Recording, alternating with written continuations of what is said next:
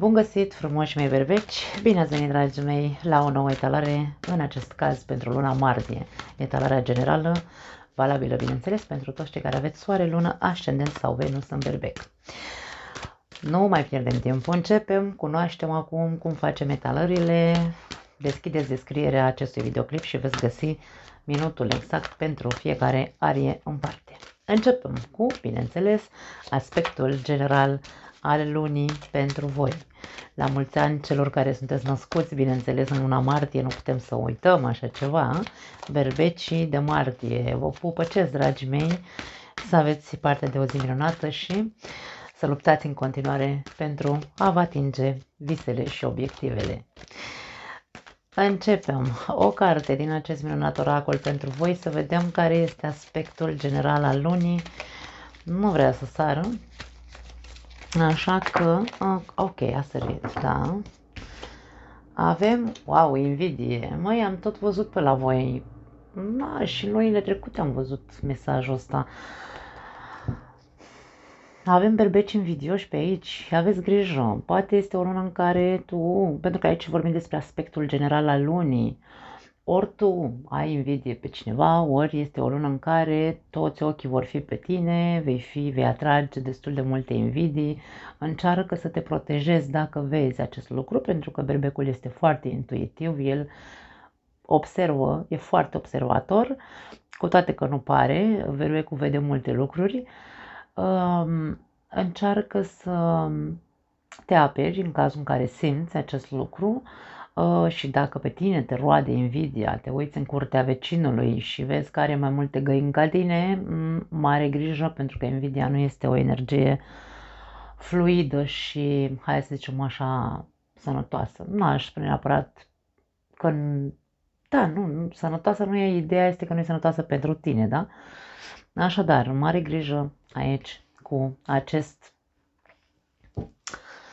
aspect în cazul în care există. Ia uite ce avem la capătul cărților, foarte, foarte, foarte interesant. Avem iubire romantică. Ești invidios că alții au mai multă iubire decât tine sau ești invidiat pentru că vede lumea că ai o relație frumoasă, sănătoasă, sau te invidiază că te-ai îndrăgostit sau ești pe cale să găsești pe cineva dacă ești singur și uite că stă lumea cu ochiul pe tine. Hai să vedem la ce se referă mesajul cu invidia. Rege de monede. Unii puteți fi invidiați și din punct de vedere financiar. Ori din punct de vedere financiar, ori din punct de vedere, ori tu ești invidios pe cei care au mai mult decât tine. Unii dintre voi poate aveți un obiectiv din punct de vedere material. Asta am văzut-o, mi-aduc aminte și la luna trecută, la berbeci a ieșit tot așa ceva legat de proiecte noi sau, nu știu, un job nou. Poate fi vorba despre o asociere pentru unii dintre voi, pentru că aici acest cumva 2 de cupe în tarotul clasic ar putea să ne vorbească despre unii dintre voi care vă gândiți la o asociere și e posibil că dacă vă găsiți partenerul cu care să vă asociați, să faceți o echipă foarte bună și aici să treziți invidii în alții. Dacă e vorba despre tine că tu ești invidios, fii foarte atent la acest aspect al tău, pentru că nu-ți aduce prosperitate, din potrivă te face să pierzi, pentru că prima carte a fost Regele de monede, a doua carte e Pajul de monede, este o cădere de sus. Deci dacă tu acum ești bine, să zicem, din punct de vedere financiar și se trezește în tine ochiul invidiei în curtea vecinului, cum am zis mai devreme, vei avea probabil parte. Așa funcționează viața, dragii mei, și mi-aș dori să înțelegeți că ceea ce spun, nu spun că scot din burtă, ci pur și simplu încercați să observați, să vă observați gândurile și evenimentele care se întâmplă în viața voastră în momentul în care sunteți cu ochiul în curtea vecinului. Da? Deci aici e vorba despre o pierdere financiară sau cel puțin un câștig mult mai infim față decât câștigai înainte. Da? Atenție, aici e posibil să fie vorba despre asta. Aici nu neapărat că ești așa cu ochiul în curtea vecinului, pentru alții între voi poate fi vorba despre faptul că ai ranchiuna în tine în care zici, băi, ce Doamne iartă-mă, mă, că lui ăla merge mai bine, eu de ce, că fac și eu la fel, adică, mă rog, la fel, și eu muncesc, lupt pentru a strânge bani sau pentru a face nu știu ce și lui ăla merge, mie nu merge. Frecvența pe care ești tu este una de eu de ce nu, mie de ce nu. E vorba de a încerca să perseverezi în ceea ce faci, fără să te gândești la rezultate neapărat, pentru că rezultatele vor fi mici. E ca și cum aici tu ești regele Midas, tu ai energia de prosperitate înăuntru tău. Dacă tu te axezi doar pe această, hai să zicem, credință în tine, în care să zici, nu mă mai gândesc la nimic, nu mă mai uit în curtea vecinului, nu mai mă interesează ce relații au ceilalți, eu îmi văd de mine pentru că resursele se află în mine. Și aici este vorba despre, ok, mă pun și fac. Cred că pot și sunt în stare fără să mă mai gândesc de ce eu nu. Da? Deci cam asta este cumva energia lunii martie pentru voi. În cazul în care vorbim despre faptul că tu poți să atragi într-un fel sau altul ochiul invidios în casa ta, în relația ta, în afacerea ta, încearcă să te protejezi sau, vine să spun, crede că ești deja protejat. Nu știu de ce aici această fotografie mi-mi lasă așa senzația de pace. Aceste două mâini ca și cum îmi arată faptul că indiferent că alții se uită la tine și poate te bârfesc sau poate pe la spate vorbesc urât de tine într-un fel sau altul. Aici vorba despre protecție. Ai protecție. Trebuie să crezi și tu în continuare că, sau e ca și cum lasă-i pe ceilalți, dar îndepărtează-te de ei. Aici nu e vorba de a te pune tu, pentru că regele de monede poate fi înfumurat la un moment dat. Să se laude, mare grijă cu lăudarea, lăudăroșenia, da? Așa cred că se zice corect. Nu te lăuda, vai, am un partener minunat, vai, stai să vezi ce de cadouri îmi face, să vezi că nu știu ce, nu știu. Nu mai da din casă aici, ca și cum fi foarte privat, da? Pentru că regele de monede, după cum am zis, poate deveni înfumurat în momentul în care e pe energie cumva negativă, da? El vrea să fie, într-un fel sau altul, văzut în splendoarea lui, ce are, cu ce se laudă, ăsta se laudă într-un fel sau altul, da? Când e pe partea negativă, când e pe partea pozitivă, e ca și cum eu am toți porci în baltă, n-am nevoie să știe nimeni, nici nu vreau să știe nimeni cum sunt eu, cum îmi e mie în viața mea. Depinde pe ce vibrație sunteți. Dacă sunteți în vibrație de vreau așa să știe lumea câți porci am eu în baltă și câte cadouri îmi face mie și ce îmi face mie nevasta și ce știu eu, habar n-am, atenție mare pentru că n-ai de ce. Da, protejat ești, nu zic că nu, dar nu este nu e sănătos nici așa să atragem noi intenționat priviri răutăcioase, da? E o energie care apasă și e o energie care nu ne este necesară niciunuia dintre noi, aș spune eu. Așadar, încercați doar să rămâneți pe a construi în continuare în această lună, fără să vă dați în stambă, fără să pierdeți conexiunea cu picioarele pe pământ și mintea, capul bine mobilat, cum zic eu așa, da, cu regele ăsta de monede. Păstrați-vă aproape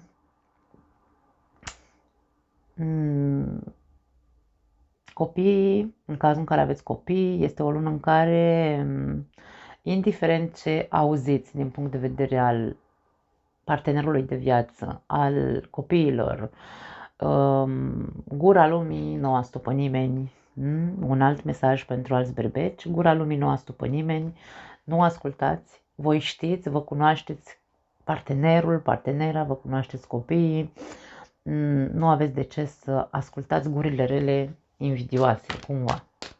Da.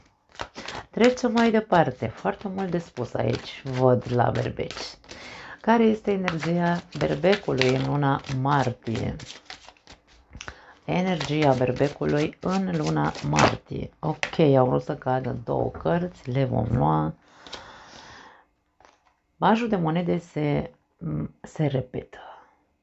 Interesant. Paj de monede și rege de spade. Energia ta este una, mie vine să spun, destul de serioasă și de pe protecție. Ești protector în luna asta. Protectorul, hai să spunem așa,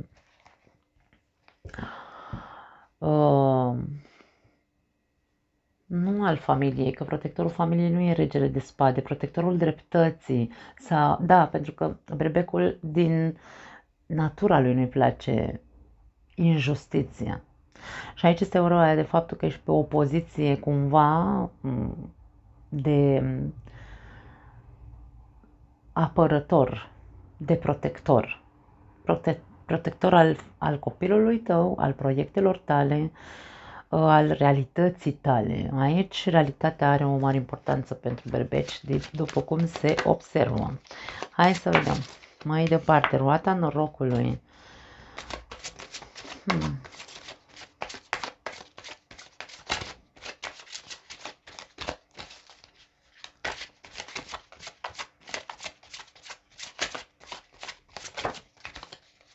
Și asul de bâte. Foarte mulți dintre voi ați început ceva nou sau ați... Ia uite, lumea și avem roata norocului. Ești într-un alt ciclu, ești într-o nouă etapă sau într-o altă etapă. Protejezi ceea ce ai început. Ai început acum recent ceva nou sau poate unii dintre voi, nu știu, aici cu roata norocului poate fi o schimbare pe care ați făcut-o în ultima perioadă, poate fi, nu știu, o mutare. Aici vedem o casă în depărtare. Poate unii dintre voi v-ați mutat în casă nouă acum o lună de zile, nu știu, sau 3 săptămâni. Poate mai aveți de rezolvat probleme cu, sau mă rog, au mai rămas de rezolvat niște chestiuni cu acte, documente și ești pe poziție de ok, ca eu să pot să dorm noaptea bine, cumva trebuie să rezolv tot, da? Ești pe energie de asta foarte realistă și strategă, îți faci cumva așa temele. Ești foarte adaptativ, îmi vine să spun, la ceea ce ai început în momentul de față, dacă schimbarea a fost pe plan fizic, adică te-ai mutat în casă nouă sau urmează în această lună să închei un contract de m-am mutat sau de ori de închiriere, ori de vânzare-cumpărare. Aici vedem că ești foarte, foarte atent și în același timp adaptativ. În cazul în care e vorba de o negociere, putem să negociem pentru că am energia necesară să fiu capabil să văd unde pot să negociez și unde nu. O energie foarte bună, îmi place ce văd la voi. Vorbim despre un nou proiect pentru alții dintre voi. Poate că schimbarea a venit pe partea asta, a finanțelor. Ați început ceva nou sau sunteți pe cale să începeți în această lună un nou proiect. Da? Pentru mulți alții dintre voi. Vorbim despre o energie, energia ta este una foarte conștientă, nu faci nimic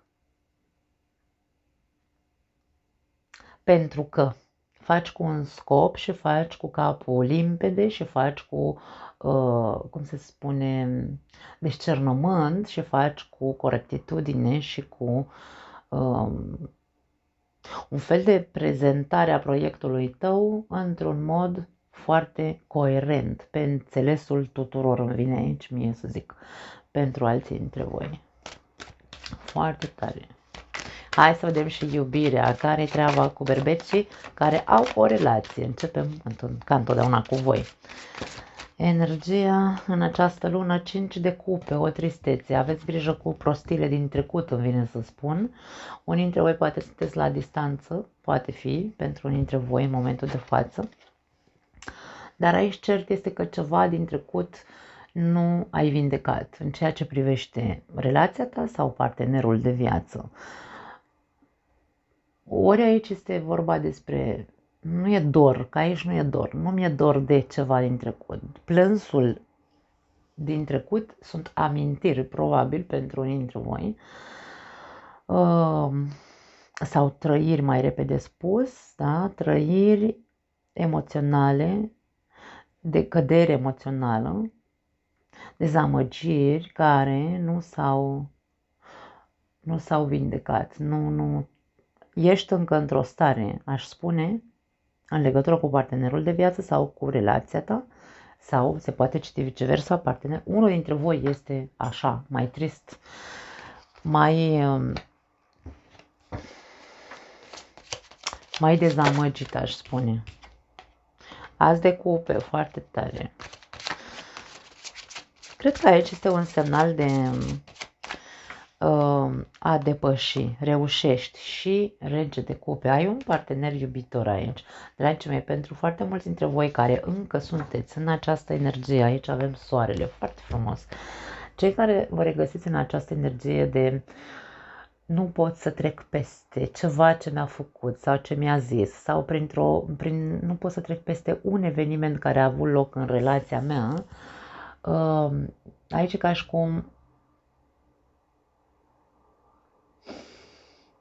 am momente când, din cauza acestei apăsări sufletești, nu reușesc să-mi iert partenerul sau nu reușesc să intru într-o nouă etapă a relației.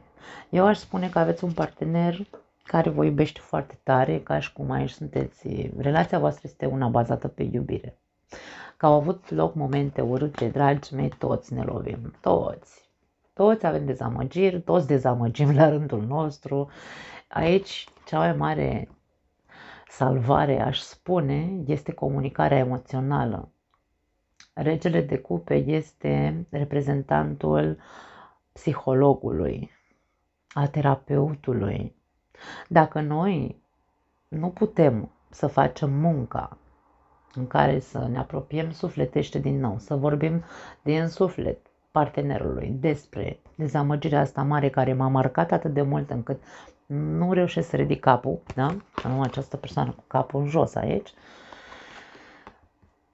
Și dacă partenerul nu are condiția emoțională necesară să mă poată ajuta ca eu să pot să trec, să ne împăcăm odată, să trecem peste, da? Să trecem la următorul nivel al relației noastre, recurgem la terapie de cuplu, de ce nu?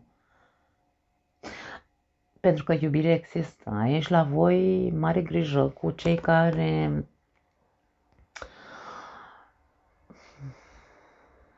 poate fi pentru alții dintre voi, atenție, cei care plângeți după trecut în sensul că, vezi, Doamne, în trecut mă iubeai mai mult, îmi arătai mai mult, vroiai să, adică erai atent, erai, și nu mai am, în prezent nu mai am, că de-aia plâng aici, da, nu mai am aceste lucruri. Trebuie să înțelegem, mai ales pentru cei care aveți relații de lungă durată, și asta o spun ca un sfat așa în paranteză, ca un sfat, hai să zicem așa, pentru că putem să învățăm și din poveștile altora și din proprie experiență. Vă spun că eu am o relație cu soțul meu în fine, ne cunoaștem de 30 de ani. Suntem căsătoriți de 24 de ani și bineînțeles că am trecut prin așa ceva. Da. Și eu și el, nu doar eu. Nu doar femeile suferă, și bărbații suferă. Nu putem să pretindem, pentru că și-am căzut în aceeași capcană în care, vai, înainte erai mai nu știu cum, erai nu știu ce, erai nu știu ce, dragii mei, evoluăm, creștem, suntem mai maturi, nu mai suntem copii de altă dată, 24 de ani în urmă de căsnicie, adică la început era totul diferit, dar acum suntem la o nouă etapă de viață, trebuie să învățăm să iubim altfel, nu putem să mai iubim ca la 15 ani, 20 de ani și așa mai departe, da? Poate să fie cheia pentru voi să puteți să vă vindecați sufletește odată această dezamăgire, vai, nu mai ești ca în trecut. Nici tu nu mai ești ca anul trecut, nici ca acum 2 ani, sau se presupune că ar trebui să nu mai fii, atenție, da? Încercați să conștientizați și să vă apropia sufletește să vă cunoașteți acum, cu adevărat, cum sunteți, la vârsta adultă. De-aia vorbesc despre cei care aveți relații de lungă durată.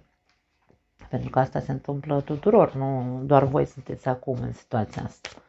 Hai să vedem un sfat aici, dar partenerul este unul iubitor și aici e nevoie cumva de un fel de maturizare emoțională, da? Nu mai suntem copii, nu mai stăm să cerșim iubire, suntem adulți, trebuie să vorbim așa din suflet, dom'le. Dacă tu ai un partener care te iubește, deschideți inima aia și spune-i: te iubesc de nu mai pot, dar uite, am problema asta, hai să vedem dacă tu mă poți susține, mă poți ajuta sau dacă nu, mă duc să fac terapie sau mergem să facem terapie. Da? Da. Pe mine mă apropie mult sau empatizez foarte mult cu voi, cei care sunteți în această situație, pentru că și-au fost acolo. Hai să vedem. Un sfat pentru bărbeți. Ok.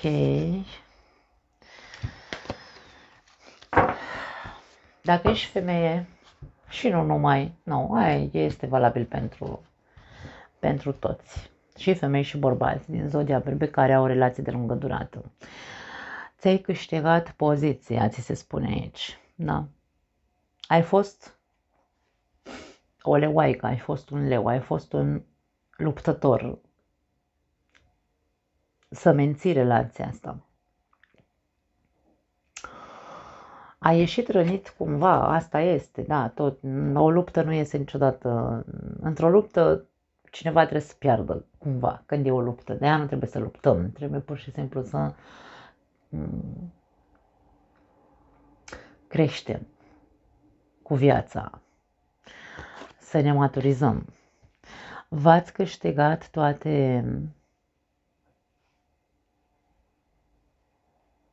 v-ați câștigat poziția. Poate că n-ar strica să vă relaxați, pentru că prea s-a plâns aici. Prea multă tristețe. E ca și cum îndreaptă-te către iubire și maturizare. Îndreaptă-te către celălalt. Luați-vă, nu știu, în loc să vă mai gândiți doar la ce nu e, ce-ar fi să vă gândiți la ce ar putea să fie, dacă ne comportăm într-o altă manieră unul cu celălalt. Relaxați-vă o perioadă, nu vă mai gândiți la nimic urât ce a fost. Aici vorbesc doar pentru cei care au o relație cu un partener conștient și iubitor. Atenție, să nu confundăm borcanele. Dacă ai o relație toxică, nu este etalarea ta, îmi pare rău. Da. Aici vorbim despre asta. Dacă ai o relație în care partenerul te-a dezamăgit foarte tare, mergeți și căutați terapie. Altceva, eu nu pot să spun aici alte sfaturi. Dar este vorba despre ok. Dați-vă sau petreceți mai mult timp relaxați. Mergeți, de ce nu?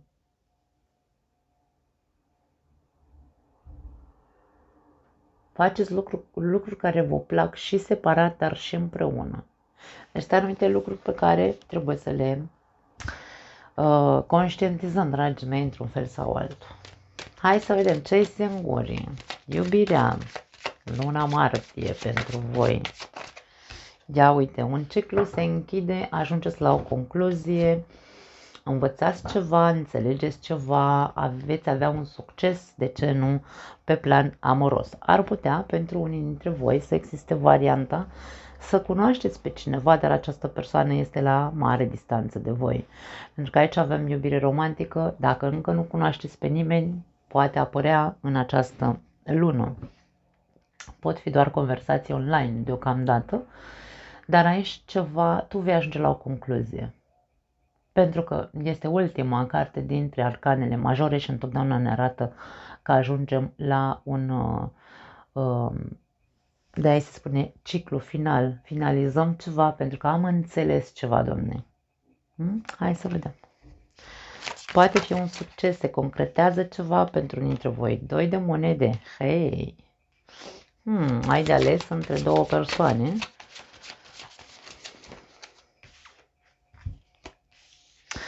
8 de monede și nebunul, da, deci aici se deschide un nou ciclu din punct de vedere amoros pentru cei singuri, aveți parte de o etapă nouă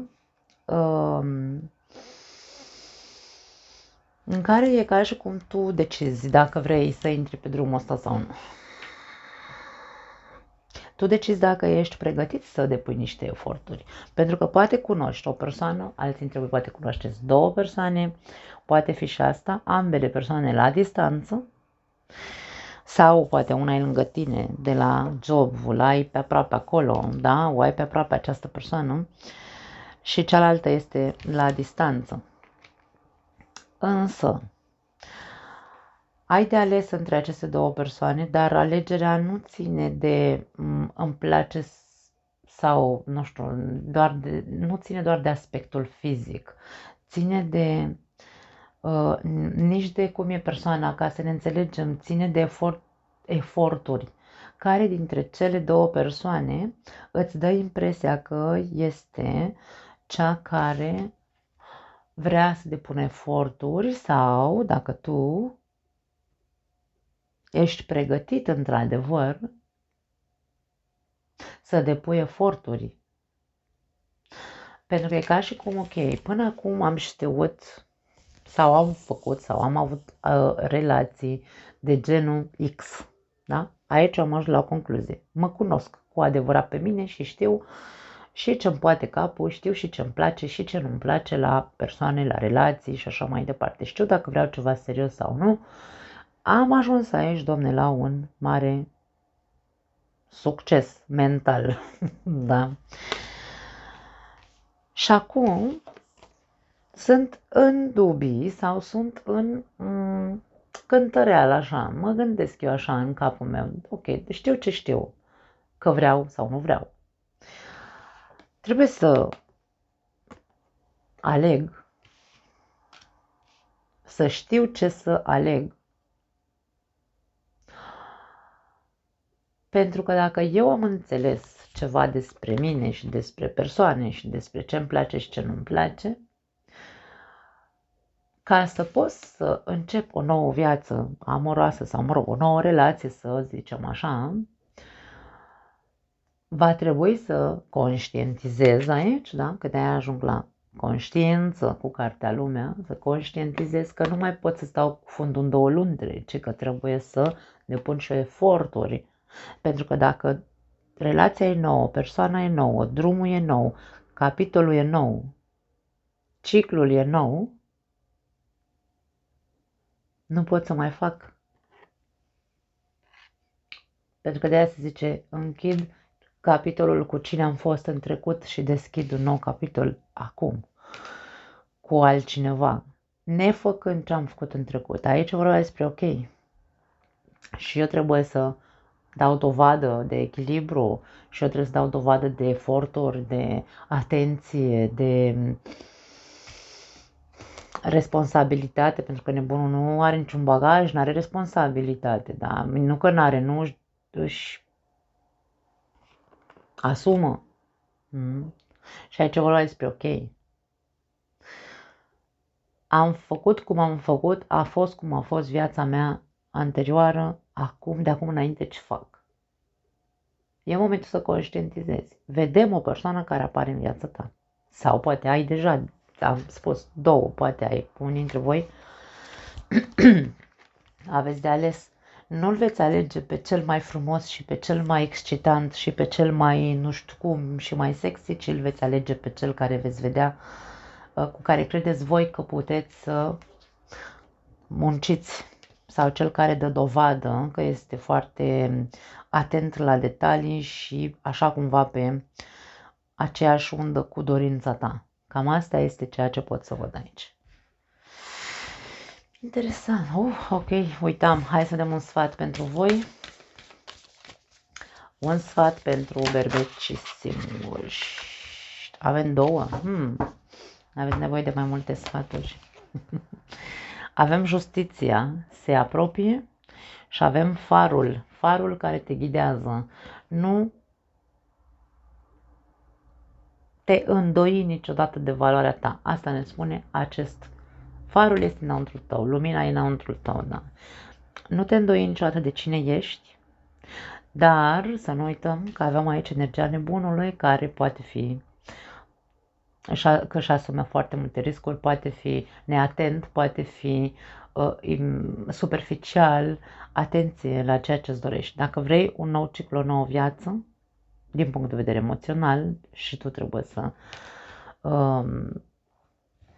conștientizezi multe lucruri și că trebuie să pui valoare și să valorezi ceea ce ai, ceea ce îți dorești să ai, ceea ce ești. Nu uita, acel far este în tine, da? Și ceea ce trebuie să demonstrezi, pentru că optul de monede este cartea ucenicului, celui care muncește, face o muncă interioară ca să se perfecționeze sau să perfecționeze viața lui amoroasă. Așadar, aici, pentru fiecare dintre voi, mesajele sunt diferite. Și ne spune că justiția se apropie, adică este ora, hai să zicem așa, ora adevărului, ora în care, ca și cum se dă verdictul, da? Se dă verdictul, berbecul ajunge aici să vadă lucruri, acceptă lucruri, să accepte lucruri, probabil să rezolve foarte multe lucruri din toate punctele de vedere, și amoros din câte se vede în această lună martie, și financiar sau din prisma proiectelor. Aici vorbim despre o lună în care berbecul este într-adevăr pe o anume undă, îmi vine să spun, de echilibru într-un fel sau altul. Interesant. Hai să vedem cariera, finanțe, job, tot ce ține de partea materială pentru voi în luna martie. 8 de spade, sunteți la strâmtoare sau ceva nu funcționează din punct de vedere al finanțelor. Poate unii dintre voi sunteți constrânși pentru că, nu știu, uite, aveți datorii sau aveți, nu știu, ceva se întâmplă. Hai să vedem ce cu 8 de spade. Poate fi doar frică, atenție, aici avem 8 de spade, este cartea liberului arbitru, avem liberul arbitru. Noi hotărâm cât vrem să mai stăm acolo unde ne consumăm, pentru că aici vorbim despre partea financiară, unde ne consumăm și pierdem timp și stăm degeaba și nu ieșim de acolo. Nu știu dacă câștigi pe cât pierzi. Pierzi și energie, pierzi și încredere în tine, pierzi și încredere în viață și așa mai departe. Unii dintre voi sunteți într-un cerc vicios în care ziceți mai încă puțin, mai stau încă puțin, mai trebuie să mai suport, și nu cred că este ceea ce vă e benefic, îmi vine să zic. A sărit eremitul, nu e eremitul, scuze, nu, e 10 de bâte, care ne arată cât ești de încărcat, care ne arată cât de mult stres și cât de greu ți este să vezi. Cât de greu ți este să vezi că practic e ca și cum tu te greunezi, tu ți îngreunezi drumul din punct de vedere financiar. Și ar putea să fie cu propriile gânduri sau credințe. Atenție mare, 8 de spade are multe înțelesuri sau putem să îi dăm multe înțelesuri.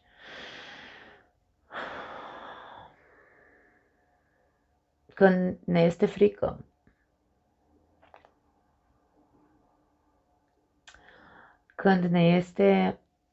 când credem cu tărie că nu avem cum să schimbăm, nu avem nicio soluție, acum sunt legal la mâini și la picioare, nu pot să mă mișc de aici, întotdeauna există o soluție. Faptul că tu ți îngreunezi din cauza gândurilor, îți îngreunezi sau cel puțin nu. Cercul vicios este că nu pot să văd că eu îmi complic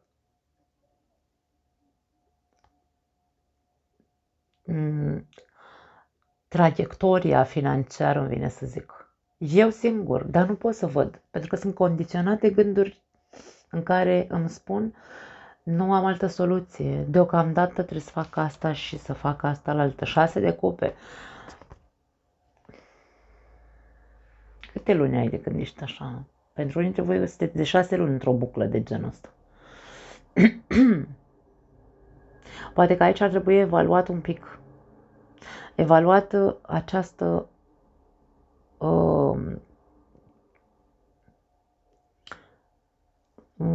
bucată de timp de 6 luni de zile. Uite-te în urmă, pentru că aici e vorba despre... Eu am simțit să zic eremitul când am văzut poza asta. Bine, am luat așa poza, cartea mea. Am luat așa și nu știu de ce am avut, pentru că am văzut această persoană îmbrăcată cu pelerina asta, cu bâta asta, cu foc în mână. Și a fost ca și cum am văzut-o în primă instanță ca fiind eremitul. Dacă am simțit sau a ieșit pur și simplu eremitul, poate să ne spună că soluția se află în tine, dar tu trebuie să evaluezi un pic ce s-a întâmplat în ultimile 6 luni. De ce ai ajuns la credința asta înrădăcinată că nu ai soluții? Cine te-a făcut să crezi că nu există nicio altă soluție? Eremitul e căutător de soluții și este foarte înțelept. El știe că are nevoie în primul și în primul rând să se retragă cumva, da? Să se pună la meditat. Nu neapărat să medităm așa zen, mă refer să stăm și să dăm timpul înapoi și să ne deconectăm de ce se întâmplă în jurul nostru și de persoane în momentul de față, ca să vedem unde e cheia, Doamne, cheia e la tine. Da? Tu îți îngreunezi singur traiectoria financiară, eu nu pot să spun altceva. Gândiți-vă, luați-vă o perioadă de câteva zile cel puțin și gândiți-vă ce s-a întâmplat de acum 6 luni și până acum și de ce ești mai rău, da? Decât erai acum 6 luni. Atenție! Aici avem o conotație de foarte mare încărcătură. Pentru unii dintre voi sunteți mai rău decât acum 6 luni. Căutați motivul pentru care. Pentru că motivul este mintea ta care trăiește într-o buclă de nu pot, nu are cum, nu imposibil, bla bla bla. Foarte tare, da? Hai să vedem sănătatea. Avem 2 cărți. Împăratul și 3 de spade. Ești o persoană foarte puternică, ai un corp extraordinar de puternic, dar ai un corp pe care îl extenuezi. Ai un corp pe care tu vine să spun, îl maltratezi. Pentru unii dintre voi poate că din cauza eforturilor pe care le face sau le-ați făcut de-a lungul vieții sau a năravurilor, pentru că aici avem disciplină. Dacă eu n-am fost disciplinată în anume, hai să zicem așa, am făcut exces de multe chestii din punct de vedere al sănătății, da? Ne referim, nu știu, am băut, am fumat, m-am drogat sau am mâncat numai prostii, pentru că eu eram autoritatea în viața mea, eu tăiam, eu spânzuram, e corpul meu, fac ce vreau, beau cât vreau, de exemplu, da? Un exemplu tâmpit ca să înțelegem ce vreau să zic.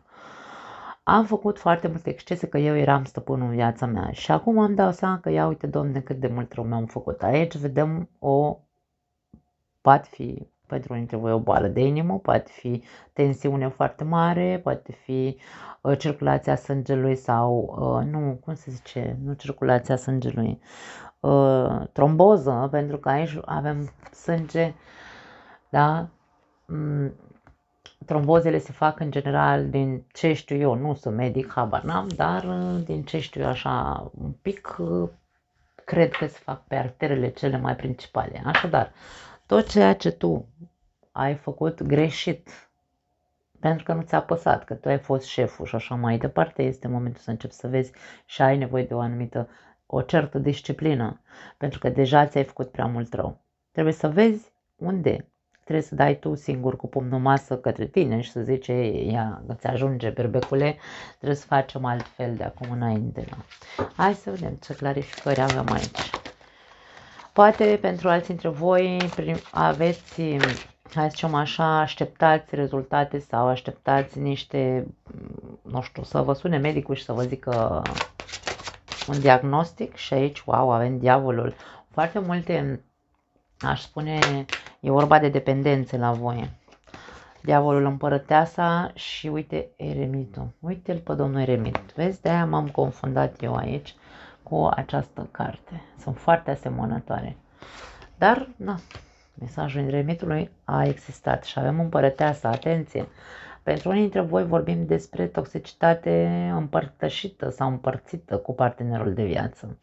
Pot fi vicii pentru unii dintre voi. Aveți vicii, atât voi cât și partenerul de viață, și aici vă distrugeți împreună. Ori beți prea mult, ori fumați prea mult, ori habar n-am. Ceva se întâmplă aici. Împreună cu partenerul de viață avem aici două mari figuri în tarot. Împăratul și împărăteasa. Ori amândoi sunteți bolnavi, aș spune, din cauza vicilor ăstora, pentru că diavolul vine întotdeauna cu vicii. Ori vorbim pentru unii dintre voi, într-adevăr, de o relație toxică, în care vă faceți praf unul pe altul, din punct de vedere emoțional. Tensiunea este tot timpul la 200, bine, exagerez, da. Da. Urât aici. Urât pentru că sănătatea voastră este una în care soluția e doar mâna voastră. Ori vă potoliți, ori conștientizați, pentru că aici e vorba, ok, măi bărbate, măi muiere, cum era o expresie pe care am văzut-o pe TikTok odată. Ne punem și hai să vedem ce facem, că așa nu se mai poate. Ne-am distrus sau suntem pe cale să ne distrugem unul pe celălalt. Sănătatea atârnă, într-un fel sau altul, e în mâinile voastre, bineînțeles, să conștientizați și să vă disciplinați, dar răul, mie vine să spun că deja este făcut. Și are multe legături cu viciile pentru unii dintre voi, într-adevăr. Da, și eu fumez și fumez prea mult în ultima perioadă. Și trebuie să ne vedem anumite lucruri.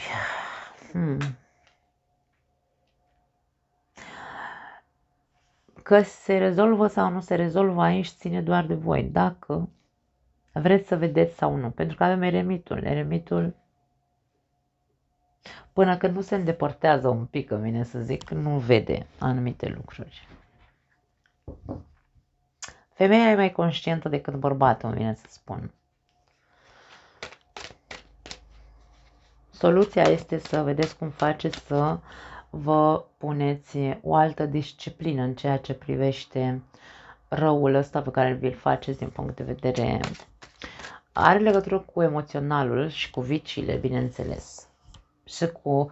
poate fi și gelozie, răutate aici, invidie, atenție, am început cu cuvântul invidie. Na, eu ce să zic? Voi știți ce vi se pune pe inimă, pentru că unii dintre voi poate fi din invidie, Doamne, mi se pune pe inimă, fac infarct, Doamne ferește, aveți grijă. Nu știu care-i treaba aici. Dacă vorbim despre invidie, nu pot să zic altceva. Pentru că vorbim de un infarct foarte clar aici, cu 3 de spade și cu diavolul.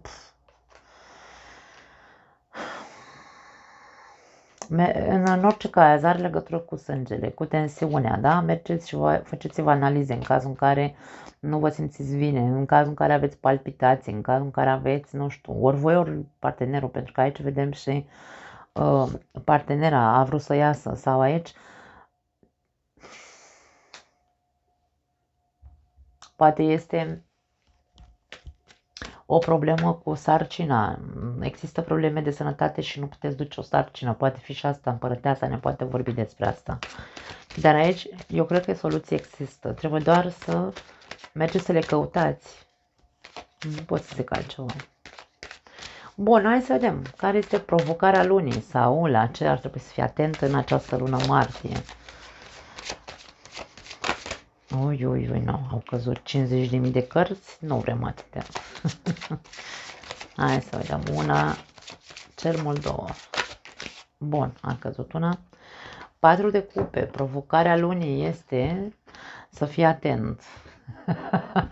La ce trebuie să fii atent în această lună? La cât ești de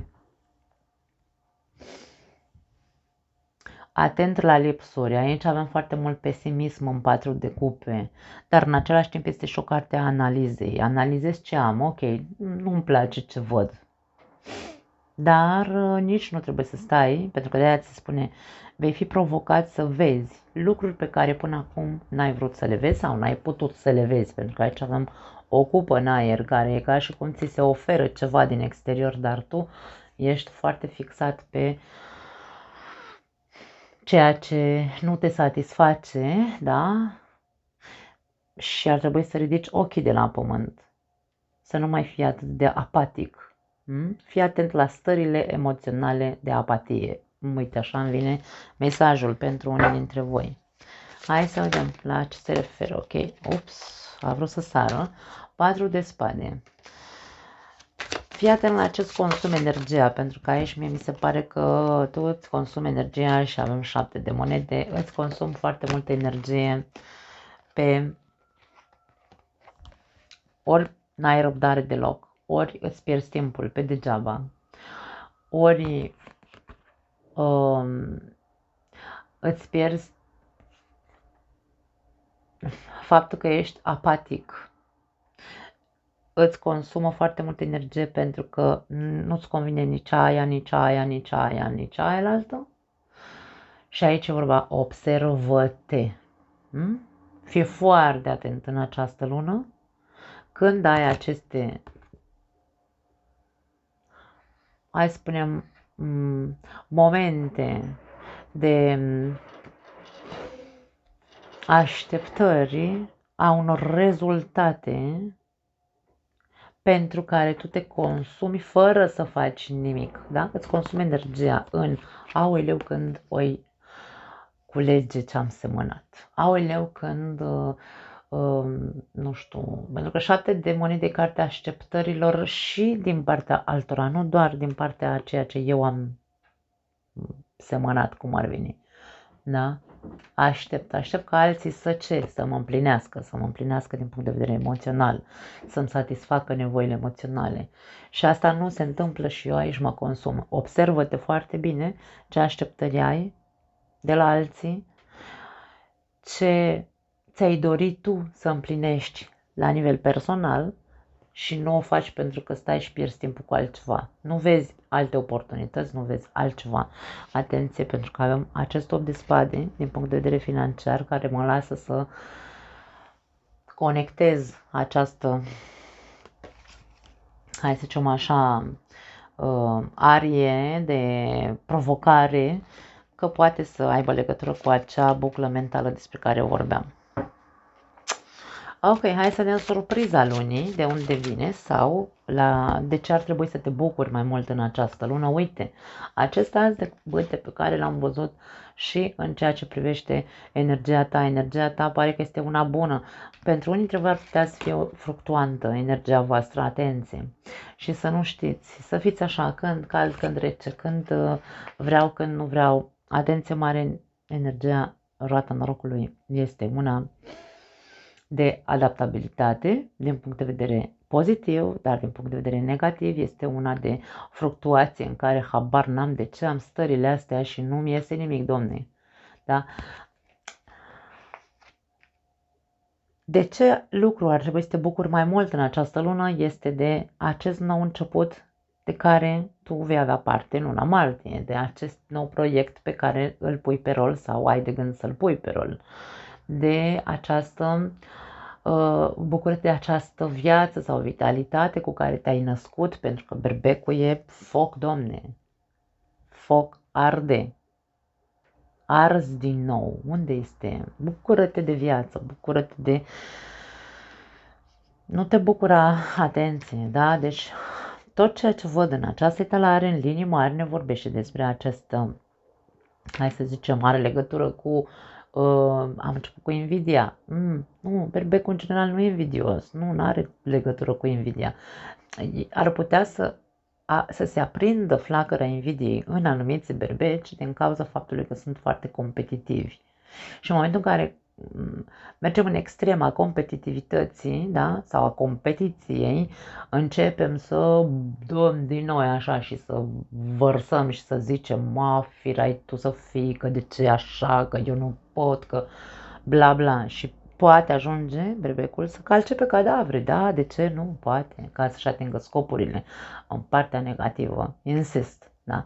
Așadar, aici, bucură-te, domne, de acest nou ciclu din viața ta. Bucură-te de tot ce înseamnă energie pozitivă. Da? Hai să vedem cu ce vine. Bucură-te de comunicare sau comunică cu bucurie. 9 de monede. Da, îmi place 9 de monede. Și temperanța.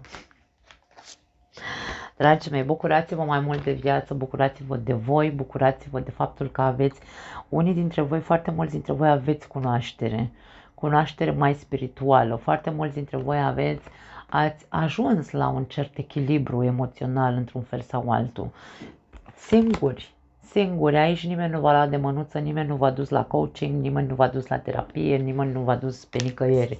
Voi singuri ați făcut din propria voastră inițiativă, pentru că Asul de Bâte este o carte a inițiativei, și ați ajuns undeva la un fel de împăcare, dragii mei, împăcare cu cine sunt eu, cu poate scopul meu pe acest pământ, poate... Și aici vorba despre bucură-te de toate aceste lucruri. Dacă nu ești în acest proces sau nu l-ai făcut și n-ai ajuns încă la un echilibru emoțional, este ca și cum în această lună este luna berbecului, această lună este luna în care tu ai oportunitatea sau viața îți dă oportunitatea să începi ceva care să te ducă la echilibru. E o muncă personală, da? De care ar trebui să te bucuri, pentru că nu faci decât să te ajute să crești și să te echilibrezi, nimic altceva. Vei fi foarte mândru de tine, îmi vine să zic aici. Te vei regăsi pe tine. Bucură-te mai mult de a petrece timp cu tine, vine să spun, și asta te poate echilibra mai mult și te poate centra și te așeza cu picioarele pe pământ, cumva, ar putea să fie. Bucură-te de proiectele pe care le începi în această lună, pentru că vei avea de sărbătorit aici, îmi vine să spun. Aici avem o persoană care, uite, bea un pahar de vin în cinstea lui. El cu el bea un pahar de vin. Na. Nu uita să nu bei prea mult, că aici avem vicii și alte chestii, dar vorbim despre liniște și pace. Împăcare cu sine și mândrie în același timp. Mândrie de sine, dar mândrie echilibrată, nu de aia de, cum am zis la început aici cu invidia, da? Să mă duc să mă dau în stambă și să zic, ia uite cine mi-s eu. Nu e despre asta, dragii mei. Bun, hai să vedem un mesaj final pentru voi. Foarte frumoasă etalarea. Da, ca întotdeauna, cu foarte multe sfaturi și mesaje, bineînțeles, interesante. Hai să vedem. Un mesaj final de la cărțile Oracol sau un sfat. Ce vrea să iasă? Au ieșit două cărți. Ok, avem Lumea din nou. Se repetă cartea Lumea și avem Pajul de monede care se repetă a treia oară. Dragii mei, Pajul de monede vine cu următorul mesaj. Când viața îți dă lămâi, fă o limonadă minunată sau fermecată, dacă vrei, ca și cum să crezi că magia există. Fă-ți o limonadă din lămâi, bea din ea, vizualizând că cu acea băutură te purifici, că după ce ai terminat acel pahar de limonadă poți să spui: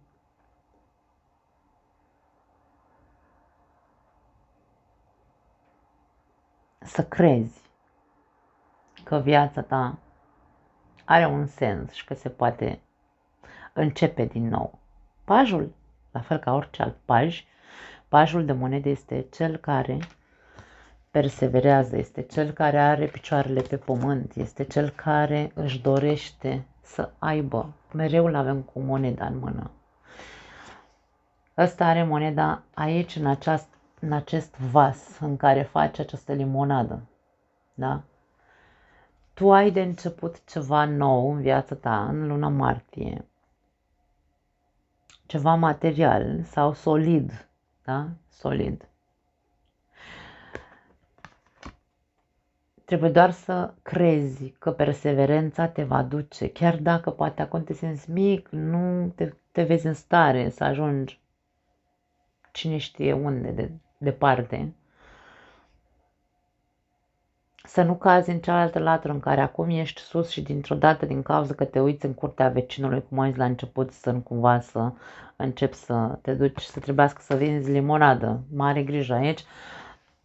Nu e o etalare privată, dar vreau să încerc să fac așa un fel de conexiune între cărți. Ideea este că ești cu picioarele pe pământ, ești în stare să faci ceva în această lună, trebuie doar să existe și credință, da? Poate că nu ți-a mers bine din punct de vedere financiar în ultima perioadă, dar asta nu înseamnă că s-a terminat lumea sau ideile. Cartea Lumea vine cu următorul mesaj. Zice da, ai făcut-o, e ca și cum ai făcut-o, ai făcut-o. Ok, e bine și așa, trebuie să înveți ceva de aici. De-aia este cartea concluziei și cartea creșterii și cartea succesului. Un eșec nu...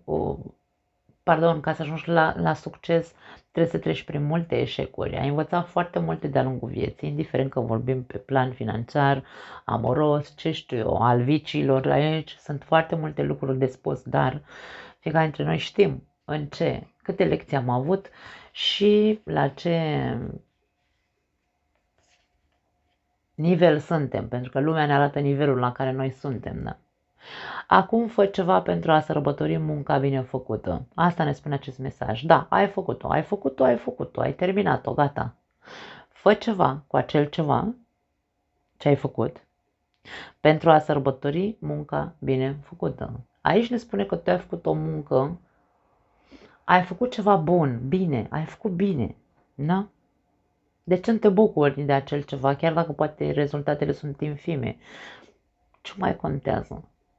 Bucură-te! Acest aspect l-am văzut și luna trecută, insist. Mulți dintre voi n-ați ieșit din roata aia, mulți dintre voi sunteți încă aici în buclă. De ce nu sunteți în stare să vă bucurați?